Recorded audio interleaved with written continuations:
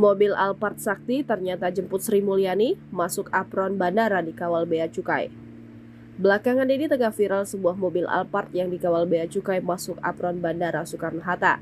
Sempat ramai menjadi perbincangan, ternyata kendaraan tersebut datang untuk menjemput Menteri Keuangan Sri Mulyani. Saat itu dikabarkan Sri Mulyani baru pulang tugas dari Papua. Hal itu terungkap setelah lewat postingan dari akun Twitter @partaisosmed. Diketahui sosok yang menumpangi mobil mewah itu terungkap. Ternyata Alphard Sakti itu menjemput Menteri Keuangan Sri Mulyani yang baru saja pulang dari bertugas di Papua. Akun Twitter @partaisosmed mengunggah foto lanjutan di mana tampak Sri Mulyani hendak menuju ke mobil Alphard Sakti di apron Bandara Suta.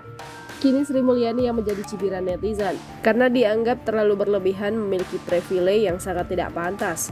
Bahkan dengan klarifikasi ini, netizen beranggapan tidak ada lagi yang bisa diharapkan dari kinerja Sri Mulyani sebagai Menteri Keuangan.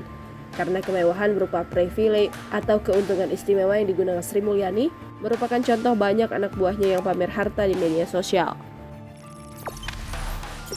Jangan lupa subscribe, share, komen, dan like ya!